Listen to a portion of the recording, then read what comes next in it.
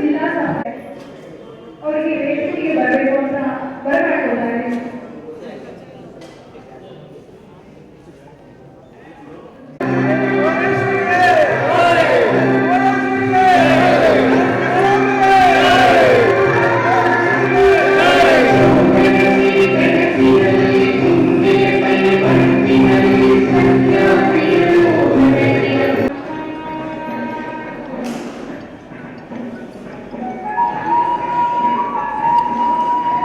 ಜಿಲ್ಲೆಗಳಿಂದ ಇವತ್ತು ಆಗಮಿಸಿರ್ತಕ್ಕಂತಹ ಎಲ್ಲ ನನ್ನ ಸ್ನೇಹಿತ ಬಂಧುಗಳಿಗೆ ಈ ಕರ್ನಾಟಕ ಜನಪರ ಹೋರಾಟ ಸಮಿತಿಯ ಮತ್ತೊಂದು ಸಾರಿ ನಿಮಗೆ ಹೃತ್ಪೂರ್ವಕವಾದ ಅಭಿನಂದನೆಗಳನ್ನು ಹೇಳುತ್ತೇನೆ. ಸ್ನೇಹಿತರೆ, ಇದು ನಮ್ಮ ಕುಟುಂಬ.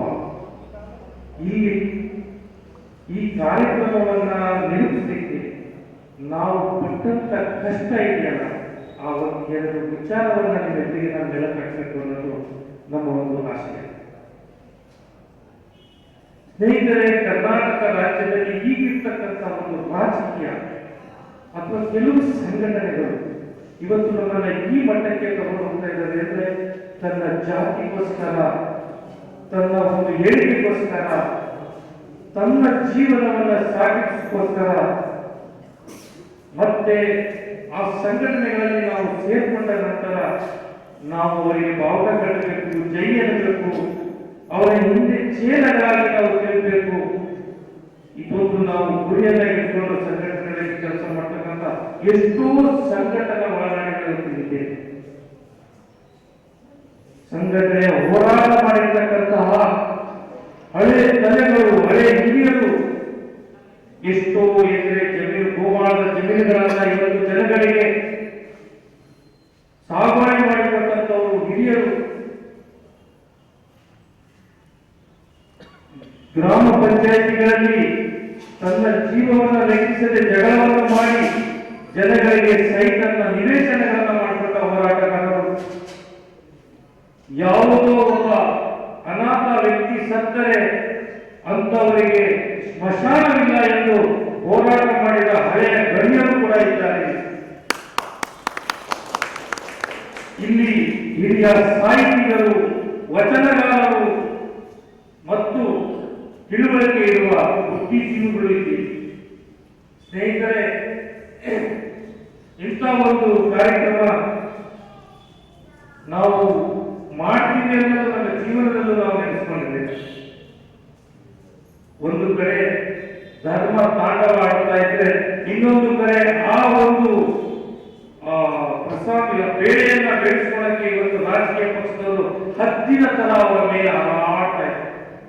ಯಾವ ಜಾತಿಯನ್ನ ನಿಂದಿಸ್ತಾರೋ ತಕ್ಷಣ ಅವರಲ್ಲಿ ಬೆರೆತು ನಮ್ಮನ್ನ ಇವತ್ತು ಒಂದು ಮನುಷ್ಯತ್ವದಿಂದ ನಮ್ಮನ್ನು ದೂರ ಮಾಡೋಕ್ಕೆ ಪ್ರಯತ್ನ ಪಡ್ತಾ ಇರಬೇಕಾದ್ರೆ ನಾವು ರಾತ್ರಿಯಲ್ಲಿ ಒಂದೇ ಒಂದು ಕನಸು ಕಂಡಿದ್ದು, ಯಾವಾಗ ನಾವು ಈ ಸುವರ್ಣ ಕರ್ನಾಟಕವನ್ನು ಕಟ್ಟಬೇಕು, ಯಾವಾಗ ನಾವು ಈ ಬಡವರಿಗೆ ಅನುದಾನವನ್ನು ತಲುಪಬೇಕು, ಯಾವಾಗ ನಾವು ಕರ್ನಾಟಕದಲ್ಲಿ ಈ ದರಿದ್ರ ರಾಜಕೀಯವನ್ನು ತೊಲಗಿಸಬೇಕು, ಇದಕ್ಕೆ ಯಾವ ರೀತಿ ನಾವು ಒಂದು ಹೋರಾಟವನ್ನು ಮಾಡಬೇಕಾ, ಚಿಂತನೆಯನ್ನು ಮಾಡಬೇಕಾ, ಯಾವ ರೀತಿ ಏನ್ ಮಾಡ್ಬೇಕು ಅನ್ನೋದು ನನಗೆ ತಲೆ ಕೆಟ್ಟೋದಾಗ ಪ್ರತಿ ದಿನ ರಾತ್ರಿ ಕೂತ್ಕೊಂಡು ಈ ಸಮಾಜದ ಬಗ್ಗೆ ಒಂದು ಏನಾದರೂ ಒಂದು ಮಾಡಬೇಕು ಅಂತ ಹೇಳಿ ಬರೀತಾ ಕೂತ್ಕೊಂಡ್ರೆ ನಮ್ಮ ಮನೆಯಲ್ಲಿ ನಮ್ಮ ಮಿಸಸ್ ಹೇಳ್ತಿದ್ರು,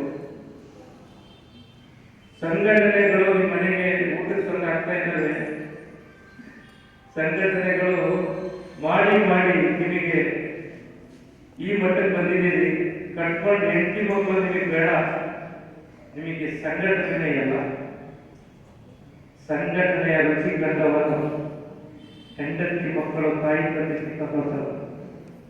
ಇದು ನನ್ನ ಕಾರ್ಯಕ್ರಮವನ್ನು ನಮ್ಮ ನ್ಯಾಮತಿ ರಾಷ್ಟ್ರಗಳು ತುಂಬಾ ಸಂತೋಷದ ವಿಚಾರ. ಈ ಒಂದು ಜನಪರ ಹೋರಾಟಗಳನ್ನು ಬಂದಾಗ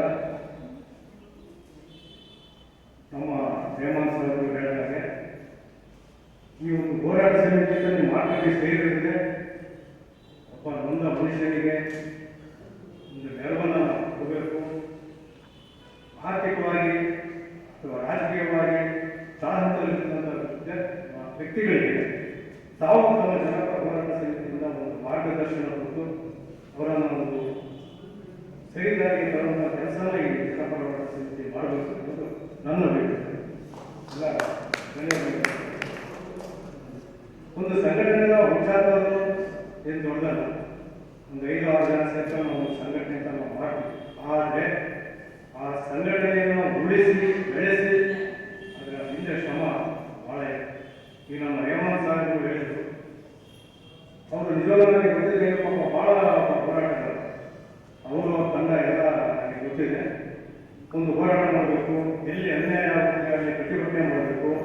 ಪ್ರತಿಭಟನೆ ಅಂದರೆ ಫಸ್ಟ್ ಅಧಿಕಾರಿಗಳು ಮನವರಿಕೆ ಕೊಡಬೇಕು. ಅದಕ್ಕೂ ಆಗಲೇ ಇದ್ದಾಗ ದಂಡಂ ದಶವನ್ನ ಮನೆಗೆ ಒಂದು ಹೋರಾಟ ಮಾಡಬೇಕಾಗುತ್ತೆ. ಇದು ನಮ್ಮ ರೂಪರೇಷೆ. ನಾನೀಗ ಎಲ್ಲ ಬಾಯಿಂದ ಮಾತಾಡಿದರೆ ಅಂತ ಈ ಒಂದು ಹೋರಾಟ ಸಮಿತಿ ಇವತ್ತೆಲ್ಲ ನಿಜವಾಗ್ಲೂ ನನಗೆ ಭಾಳ ಖುಷಿ ಆಗ್ತದೆ. ಎಲ್ಲ ಯುವಕರು ಈಗ ನಮ್ಮ ವೈದ್ಯ ತಾಯಂದಿರು ಬಂದಿದ್ದಾರೆ, ಈಗ ಎಲ್ಲ ವೇದಿಕೆ ಎಲ್ಲರೂ ನಮ್ಮ ರಾಜ್ಯಾಧ್ಯಕ್ಷರು ಈ ಪರಿಚಯ ಮಾಡ್ಕೊಂಡು ಅವರು ಬಳ್ಳಾರಿಯಲ್ಲೇ ಭಾಳ ಹೋರಾಟ ಬಳ್ಳಾರಿ ಒಳ್ಳೆ ನಿಜವಾಗ್ಲೂ ಒಳ್ಳೆ ಸಂಘಟನೆ ಆಗಿದೆ. ಜನಪರ ಹೋರಾಟ ಸಮಿತಿ ಏನಿದೆ ಭಾಳ ಚೆನ್ನಾಗಿದೆ ಸಂಘಟನೆ ಆಗಿದೆ. ನಾವು ಹೇಳಿದಾಗ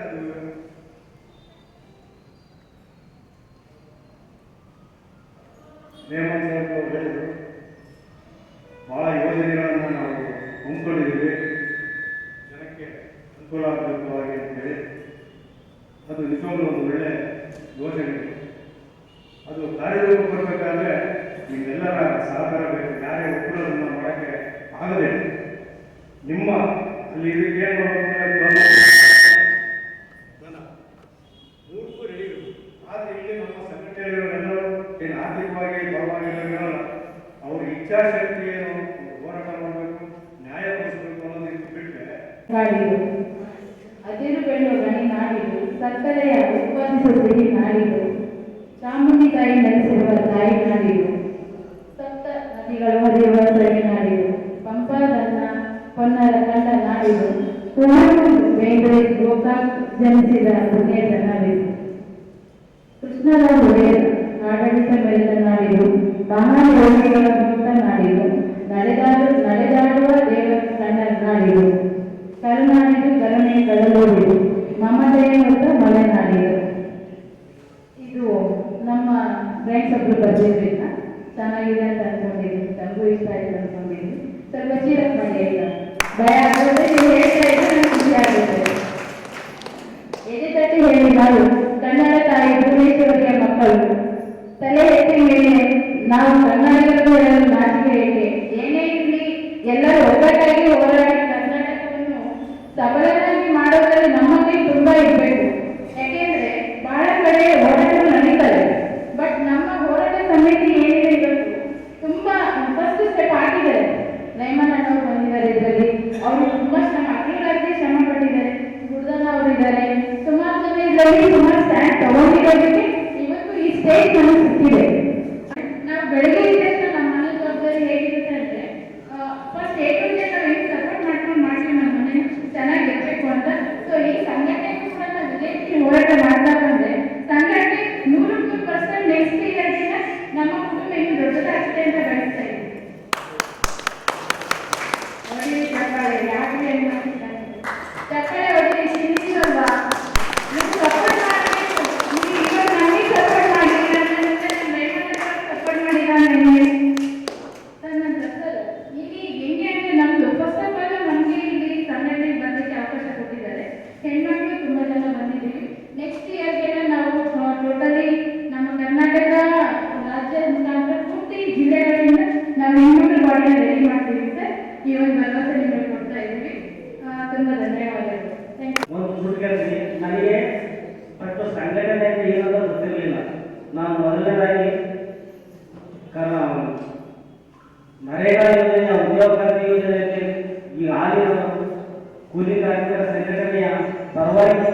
ರಾಜ್ಯಾದ್ಯಂತ ಮತ್ತು ನಾವು ಜಿಲ್ಲಾಧ್ಯಕ್ಷರಾಗಿ ವರ್ಕ್ ಮಾಡ್ತಾ ಇದ್ದೇವೆ.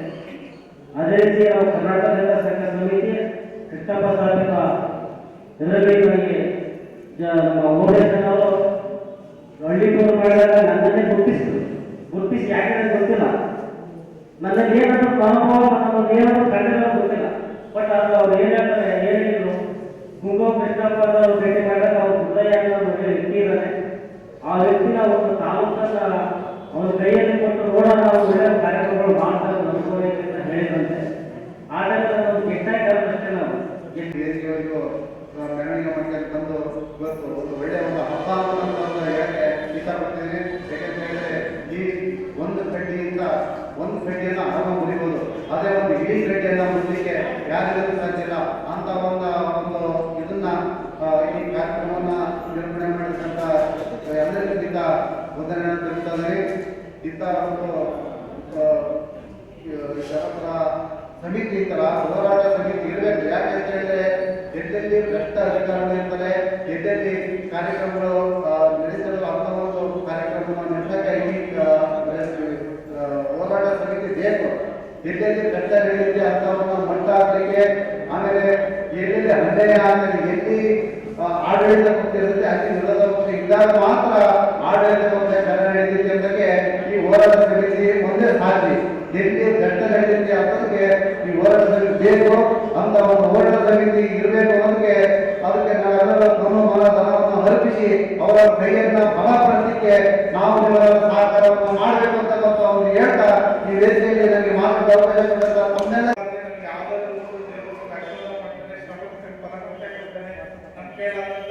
ಒಳ್ಳೆ ಕಾರ್ಯಗಳನ್ನು ಮಾಡಿ ಎಲ್ಲ ಜನರಿಗೂ ಒಳ್ಳೆಯ ಪ್ರಾಮಾಣಿಕ ಪ್ರಯತ್ನ ಆಗಮಿಸಿರುವಂತ ರಾಜ್ಯ ಪದಾಧಿಕಾರಿಗಳು, ರಾಜ್ಯಾಧ್ಯಕ್ಷರು, ಮಹಿಳಾ ರಾಜ್ಯಾಧ್ಯಕ್ಷರು ನಮ್ಮ ಈ ಕಾರ್ಯಕ್ರಮಕ್ಕೆ ಮಾತನಾಡಲು ಅವಕಾಶ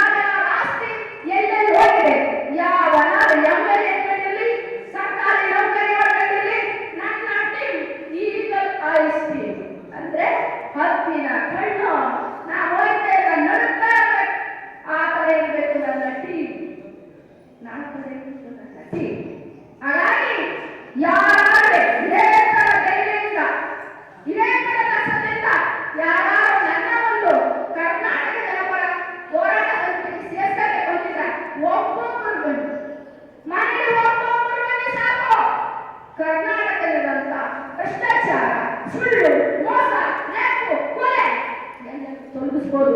ಇವತ್ತು ಒಬ್ಬ ಮುಸಲ್ಮಾನ ಒಬ್ಬ ಕರ್ನಾಟಕ ಒಳಗಿಲ್ಲ ಕೇಳಲ್ಲ, ಮೊದಲಿಟ್ಕೊಂಡು ವಿಡಿಯೋ ಮಾಡ್ತಾರೆ ಲೈಕ್ಗೋಸ್ಕರ. ಒಬ್ಬ ರೇಪಾಯ ನ್ಯಾಯ ಕೇಳಕ್ ಹೋದಾಗ ನೀವು ಮೊದಲನೇ ಸೇರೆ ಇರ್ತೀರಿ, ವಿಡಿಯೋ ಮಾಡಿ ಮುಂದ್ಗಡೆ ಕಳಿಸ್ತೀರ. ಒಂದ್ ಹೆಣ್ಮಕ್ಳು ಏನು ಗೊತ್ತಿಲ್ಲ, ಒಂದ್ ಹೆಣ್ಮಕ್ಳು ಏನು ಗೊತ್ತಿಲ್ಲ ಅಂತ ಯಾರು ಕೇಳಲ್ಲ. ಕೇಳಕ್ಕೆ ಧೈರ್ಯ ಯಾಕೆ? ನಾವು ಮಾಡಿರುವಂತ ಸಿದ್ದರಾಮಯ್ಯ ಅಪ್ಪಾಜಿ ಆಗಿರೋರು ನ್ಯಾಯದ ಪರವಾಗಿ, ಸಮಾಜದಲ್ಲಿನ ನೊಂದವರ ಪರವಾಗಿ ನಾವು ಹೋರಾಟ ಮಾಡಬೇಕು. ಈ ಸಮಾಜದಲ್ಲಿ ಆಗ್ತಾ ಇರುವಂತಹ ಅನ್ಯಾಯವನ್ನು ಖಂಡಿಸಬೇಕು. ಸಮಾಜದಲ್ಲಿನ ನ್ಯಾಯ ಸಿಗುವಂತಹ ತಳಮಟ್ಟದಲ್ಲಿರುವಂತಹ ಪ್ರತಿಯೊಬ್ಬ ನಾಗರಿಕನಿಗೂ ಕೂಡ ನಮ್ಮ ಸಂಘಟನೆ ವತಿಯಿಂದ ನಮ್ಮ ಕೈಲಾದಷ್ಟು ಸಹಾಯ ಮಾಡಬೇಕು, ಅನುಕೂಲ ಮಾಡಬೇಕು. ಯಾವುದೇ ರೀತಿಯ ಭ್ರಷ್ಟಾಚಾರದ ಪರವಾಗಿ ನಾವು ಹೋರಾಟ ಮಾಡುವುದಿಲ್ಲ, ಭ್ರಷ್ಟಾಚಾರದ ವಿರುದ್ಧವಾಗಿ ನಾವು ಹೋರಾಟವನ್ನು ಮಾಡ್ತೀವಿ. ಈಗಾಗಲೇ ನಮ್ಮ ಸಂಸ್ಥಾಪಕ ಅಧ್ಯಕ್ಷರಾದಂಥ ಕೆ.ಆರ್. ಸಿದ್ದಪ್ಪನವರು, ಅಬ್ದುಲ್ ರೆಹಮಾನ್ ಅವರು ಬಹಳ ಕಷ್ಟಪಟ್ಟಿದ್ದಾರೆ. ಈ ಒಂದು ಸಂಘಟನೆಯನ್ನ ಹಗಲು ರಾತ್ರಿ ನಿದ್ದೆ ಇಲ್ಲದೆ ತಿರುಗಾಡಿ ಹೋರಾಟವನ್ನ ಮಾಡಿ ಈ ಸಂಘಟನೆಯನ್ನ ಕಟ್ಟಿದ್ದಾರೆ. ಇದರ ಉದ್ದೇಶ ಅವರು ನಮ್ಮ ಮುಖಾಂತರವಾಗಿ ಸಮಾಜದಲ್ಲಿನ ಬಡವರಿಗೆ, ನೊಂದವರಿಗೆ, ದೀನ ದಲಿತರಿಗೆ ನಮ್ಮ ಕೈಲಾದಷ್ಟು ಸಹಾಯ ಮಾಡಬೇಕು ಅಂತ ಒಂದು ಆಶಯ ಇಟ್ಕೊಂಡು ಈ ಒಂದು ಸಂಘಟನೆಯನ್ನ ತಾವು ಉದ್ಘಾಟನೆ ಆಗಿದೆ, ಹುಟ್ಟುಹಾಕಿದ್ದಾರೆ. ನಾವು ಬಹಳ ಕಡಿಮೆ ಸಮಯದಲ್ಲಿ ಕೇವಲ ನನ್ನ ಪ್ರಕಾರ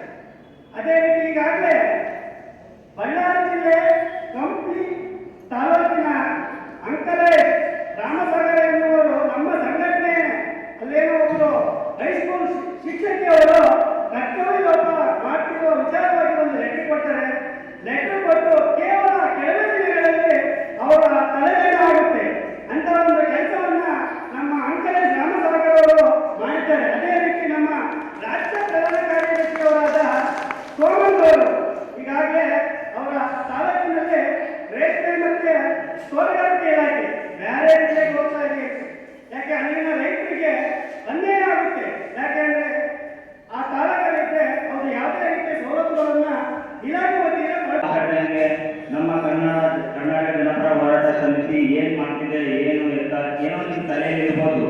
ಬಟ್ ಇದು ತಲೆಯಲ್ಲಿ ಅಂದ್ರೆ ಒಬ್ಬ ವ್ಯಕ್ತಿಯ ಸಾಧನೆ ಅನ್ನೋದ ನಾವು ಚಪ್ಪಾಳೆ ಹೊಡಿಬೇಕಂದ್ರೆ 2 ಕೈ ಬೇಕು. ಆಲ್ರೆಡಿ ಹೇಳಿದ್ದಾರೆ, ಎಲ್ಲ ಹೇಳಿದ್ದಾರೆ, ಚಪ್ಪಾಳೆ ಹೊಡಿಬೇಕಂದ್ರೆ 2 ಕೈ ಬೇಕು. ಅದಕ್ಕೆ ಹೋರಾಟನ ಎದುರಿಸಬೇಕಂದ್ರೆ ಮೊದಲು ನಾವು ಪ್ರಶ್ನಿಸುವ ಅಧಿಕಾರವನ್ನು ಕಲಿಬೇಕು. ಹೋರಾಟದ ಗುಣಗಳು ಮತ್ತೆ ಎಲ್ಲಿಂದ ಬರ್ತದೆ? ಪ್ರಶ್ನಿಸುವ ಗುಣದಿಂದ ಬರ್ತವೆ. ಆ ಪ್ರಶ್ನಿಸುವ ಗುಣವನ್ನು ಮತ್ತೆ ಎಲ್ಲರೂ ನಾಯಕತ್ವದ ಗುಣವನ್ನು ನಾವು ಅನುಸರಿಸಬೇಕಾಗುತ್ತೆ. ಯಾರು ಎಲ್ಲಿ ಅನ್ಯಾಯ ಆಗುತ್ತೆ, ಎಲ್ಲಿ ಶೋಷಣೆಗೆ ಒಳಗಾಗ್ತೀವಿ, ಎಲ್ಲಿ ದೌರ್ಜನ್ಯಕ್ಕೆ ಒಳಗಾಗ್ತೀವಿ, ಎಲ್ಲಿ ನಮ್ಮ ಸಂವಿಧಾನಿಕ ಹಕ್ಕುಗಳು ಎಲ್ಲಿ ನಮ್ಮಿಂದ ಕಷ್ಟದಿರೋದನ್ನು ಮೊದಲು ತಿಳ್ಕೊಬೇಕಾಗುತ್ತೆ. ಆ ಹಕ್ಕುಗಳನ್ನ ಪಡ್ಕೊಳಕ್ಕಾಗಿ ನಾವು ಹೋರಾಟ ಸಮಿತಿಗಳನ್ನ ನಾವು ಈ ಒಂದು ಜನಪರ ಹೋರಾಟ ಸಮಿತಿಯಿಂದ ಉದ್ಘಾಟನೆ ಮಾಡ್ತಾ ಇದ್ದೀವಿ. ಆ ಹೋರಾಟಕ್ಕೆ ಮೊದಲನೇದಾಗಿ ಮಗು ಅಂಬೆಗಾಲ ಇರುತ್ತೆ. ನಂತರ ಅದು ವ್ಯವಸ್ಥೆ ಬಾಲ್ಯಾವಸ್ಥೆ ಬರ್ತದೆ. ಅಂಬೆಗಾಲಿಂದ ತೆವಟದಿಂದ ಮಡಿಗಾಲ ಆಗುತ್ತೆ. ಮಡಿಗಾಲದಿಂದ 4 ಕಾಲಿಂದ 4 ಕಡೆಯಿಂದ ಸ್ಟೇಟ್ ನಿಂದಿರ್ತದೆ. ಹಂಗಾಗಿ ಈ ಒಂದು ಸಂಘಟನೆ ಮೊದಲನೇದಾಗಿ ಬೆಳೆಯುವ ಕೂಸು ಯಾವ ತರ ಇದೆ ಅಂದ್ರೆ ಅದು ಅತ್ಯಂತ ಆಳದ ಮರವಾಗಿ ಬೆಳಿಬೇಕು. ನಮ್ಮ ಸಂಘಟನೆಯ ಎಲ್ಲ ಸಂಘಟನೆಯ ಒಳಗಡೆಗಳಲ್ಲಿ ಇದು ಆಗಮಿಸುತ್ತೆ. ಎಲ್ಲರೂ ನಾನು ಕೇಳ್ಕೊಳ್ತೇನೆಂದ್ರೆ ಮೊದಲೇದು ನಮಗೆ ನಾವು ನಾಯಕತ್ವವನ್ನು ಕರ್ಕೊಳ್ಬೇಕಾಗುತ್ತೆ.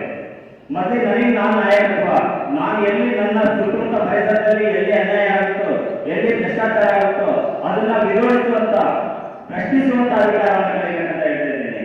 ಪ್ರಶ್ನಿಸ ಮಾಡುವಂತ ಅಧಿಕಾರ ಯಾರಿಗಿರುತ್ತೋ ಅವರು ಈ ಸಂವಿಧಾನದಲ್ಲಿ ಈ ಹೋರಾಟದಲ್ಲಿ ಬದುಕುವಂತ ಶಕ್ತಿಯನ್ನು ಉನ್ನತ ಮಟ್ಟದಲ್ಲಿ ಇರ್ತದೆ. ಅದೇ ರೀತಿ ನಾವು ಮುಂದೆ ಏನ್ ಹೇಳ್ತೀವಿ ಅಂದ್ರೆ ನಿಮ್ಮ ತಾಲೂಕುಗಳಲ್ಲಿ, ನಿಮ್ಮ ಊರುಗಳಲ್ಲಿ, ನಿಮ್ಮ ಗಲ್ಲಿಗಳಲ್ಲಿ, ನಿಮ್ಮ ಮನೆಗಳಲ್ಲಿ ಮೊದಲು ಶಿಕ್ಷಣವನ್ನು ಪಡೆಯಿರಿ. ಶಿಕ್ಷಣವನ್ನು ಪಡೆದ ನಂತರ ಜ್ಞಾನವನ್ನು ಪಡೆದ ಒಂದತ್ರ ಅಂಬೇಡ್ಕರ್ ಹೇಳ್ತಾರೆ, ಏನ್ ಹೇಳ್ತಿದ್ದಾರಂತೆ, ಶಿಕ್ಷಣ ಅನ್ನುವುದು ಹುಲಿಯ ಹಾಲಿದ್ದಂತೆ. ಶಿಕ್ಷಣ ಅನ್ನುವುದು ಹುಲಿಯ ಹಾಲಿದ್ದಂತೆ, ಅದನ್ನು ಕುಡಿದವನು ಗರ್ಜಿಸಲೇಬೇಕು. ಅದಕ್ಕೆ ನಮ್ಮ ಸಂಘಟನೆ ಅನ್ನುವುದು ಹುಲಿಯ ಧೈರ್ಯದಂತೆ. ಸಂಘಟನೆಯನ್ನು ಹುಲಿಯ ಧೈರ್ಯದಂತೆ ಗುರು ಹಿರಿಯರ ಒಂದು ಮಾರ್ಗದರ್ಶನ ಮೇರೆಗೆ ಅವರು ಒಂದು ಒಳ್ಳೆಯತನದಿಂದ ಕಲಿತಾ ಹೋದರೆ ಸಮಾಜದಲ್ಲಿ ಒಳ್ಳೆಯ ವ್ಯಕ್ತಿಗಳಾಗಿ ರೂಪಿತವಾಗ್ತಾರೆ. ಅದಕ್ಕೆ ರೀಸೆಂಟ್ ಆಗಿ ಅಕಾಲಿಕ ಮರಣ ಹೊಂದಿದಂತಹ ನಮ್ಮ ಮಾಂತೇಶ್ ಪೀಳಿಗೆಯವರನ್ನ ಉದಾಹರಣೆಯಾಗಿ ತಗೊಳ್ತಾ ಇದ್ದೀನಿ. ಎಷ್ಟು ಕಷ್ಟ ಬಿದ್ದು ಅವರು ಓದಿದ್ರು. ಅವರು ಇದರ ಸಂದರ್ಶನದಲ್ಲಿ ಹೇಳ್ತಾ ಅವರು ನನಗೆ ಚಪ್ಪಲಿ ಕೂಡ ಹಾಕಿರಲಿಲ್ಲ, ಹೊಟ್ಟೆ ಗುಡ್ಡ ಇರಲಿಲ್ಲ, ಆದರೆ ನನ್ನ ಛಲ ಬಿಡಲಿಲ್ಲ. ಆ ಛಲ ಯಾವಾಗ ಬಿಟ್ಟು ಆತನ ಹಸಿವು ಒಂದು ಛಲ ಹುಟ್ಟಾಗ್ತು. ಎಲ್ಲರೂ ರೆಡಿಮೇಡ್ ಫುಡ್, ಇನ್ಸ್ಟೆಂಟ್ ಫುಡ್ ಸಿಗ್ತಾ ಹೋಗ್ತಾ ಇದೆ. ಈಗ ನಾವು ಸಂಘಟನೆಗಳನ್ನ 1000 ಸಂಘಟನೆಗಳನ್ನ ಮಾಡ್ತಾ ಹೋಗ್ತೀವಿ. ಈ ಸಂಘಟನೆಗಳು ಕೇವಲ ಹೊರಗಡೆಯಿಂದ ಬರ್ತಕ್ಕಂಥ ಸಂಘಟನೆಗಳಲ್ಲ, ಮನೆಯಿಂದಲೇ ಹೋರಾಟ ನಡೀತದೆ ಸರ್. ಮನೆಯಿಂದಲೇ ಹೋರಾಟ ನಡೀತದೆ. ಹೆಂಗಿರ್ತೀರ ಮೇಡಮ್ ಅಂತ ಕೇಳ್ಬೋದು. ಮನೆಯಲ್ಲಿ 2 ಮಕ್ಕಳಿರ್ತಾರೆ ಅನ್ಕೊಳ್ರಿ, ತಂದೆ ತಾಯಿಗೆ ಒಂದು ಗಂಟು ಎಲ್ಲೆಲ್ಲೋ ಏನೆಲ್ಲ ಗೊತ್ತಿದೆ. ಒಂದು ಉದಾಹರಣೆ, ಒಂದು ನಿಮ್ಮ ಜೋಬಲ್ಲಿ ಒಂದು 200 ರೂಪಾಯಿ ನೋಟ್ ಇದೆ ಅಂತ ಹೇಳ್ಕೊಳ್ಳಿ. ಫುಲ್ ಫೋಲ್ಡ್ ಆದಂತ ಇನ್ನೊಂದು ಸೈಕಲ್ ತಗೊಂತಾರೆ. ಹಾಗೆ ಅದು ಸಂಘಟನೆ ಎತ್ತಿದ್ರು ತಗೊಂತಾರೆ. ಯಾಕೆ ತಗೊಂತಾರೆ? ಅದಕ್ಕೆ ಒಂದು ತಕ್ಕಂತ ಬೆಲೆ ಇದೆ. ಆ ಬೆಲೆ ಯಾರಾಗಬೇಕು? ಕರ್ನಾಟಕ ಜನಪರ ಹೋರಾಟ ಸಮಿತಿಯ ಪ್ರತಿಯೊಬ್ಬ ವ್ಯಕ್ತಿ ಆಗಬೇಕು. ಯಾವ ತರ ವ್ಯಕ್ತಿ ಆಗಬೇಕು ಅಂದ್ರೆ ಒಂದು ಎಕ್ಸಾಂಪಲ್ ಬಂದ್ರೆ ಕಂಪ್ಲಿ ತಾಲೂಕಿನ ಒಬ್ಬರು ತಾಲೂಕು ಅಧ್ಯಕ್ಷರು ಹೆಚ್ಚಪ್ಪನ್ನ ಮನೆ ಕಳಿಸಿದ್ರು. ಗೊತ್ತಿದೆ, ನಮ್ಮ ಕರ್ನಾಟಕ ಜನಪರ ಹೋರಾಟ ಸಮಿತಿ ಎಲ್ಲ ಗೊತ್ತಿದೆ. ಆ ಥರ ಒಬ್ಬ ಮುಖ್ಯ ಆಗಬೇಕು. ಹಾಗೆ ನಮ್ಮ ಹೊನ್ನಾಳಿ ತಾಲೂಕು ಅಧ್ಯಕ್ಷರಾದಂತಹ ನಾಯಕಪ್ಪ ಮಂಜಪ್ಪರು ಬಹಳ ವಿಚಾರವನ್ನು ತಿಳಿಸಿದ್ದಾರೆ. ಅವರು ನಮಿಸುತ್ತೇನೆ. ನಮ್ಮ ನಾಮನಿರ್ದೇಶಕರಾದಂತಹ ಮುದ್ದಯ್ಯ ಅವರು ಬಹಳಷ್ಟು ವಿಚಾರಗಳನ್ನು ಹೇಳಿದರು. ಕಾರ್ಮಿಕರ ಇದರಲ್ಲಿ ಅವ್ರಿಗೂ ನನ್ನ ವಂದನೆಗಳು.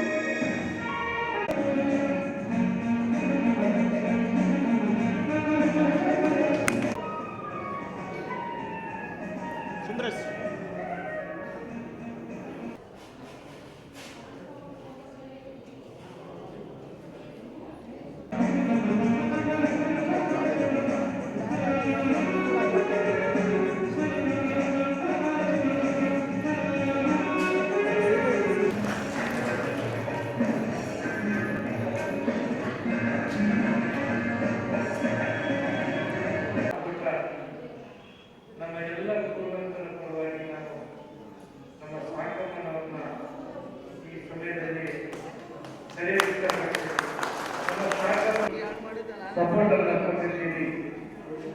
ಈ ನಿಮ್ಮ ಒಂದು ಅಭಿಮಾನವನ್ನು ಕರ್ನಾಟಕ ಜನಪರ ಹೋರಾಟ ಸಮಿತಿಯ ರಾಜ್ಯಾಧ್ಯಕ್ಷರಾದ ದೇವರಾಜ್ ಅವರಿಗೆ ಕರ್ನಾಟಕ ಜನಪರ ಎಲ್ಲ ಸಂಘಟನೆಗಳ ಕಾರ್ಯದರ್ಶಿಗಳಿಂದ ಅಭಿನಂದನೆಗಳನ್ನು ಸಲ್ಲಿಸ್ತಾ ಇದ್ದೇನೆ.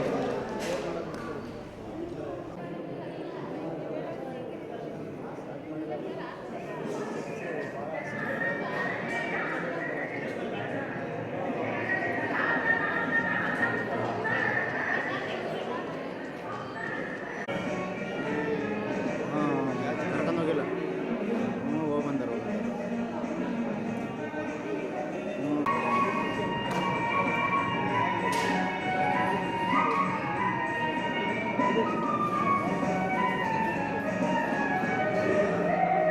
ಕಾರ್ಯದರ್ಶಿಯಾಗಿ ಕೆಲಸವನ್ನು ಮಾಡ್ತಾ ಇದ್ದಾರೆ.